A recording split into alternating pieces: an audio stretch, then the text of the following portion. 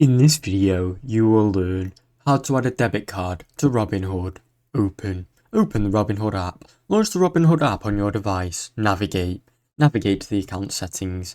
Tap on the account icon, then tap on the menu, the three bars, in the top left corner. Select Access Transfers. Select Transfers from the menu. Add a new account. Tap Linked Accounts, then choose Add Account. Select Add Debit Card. Choose your debit card option. Enter.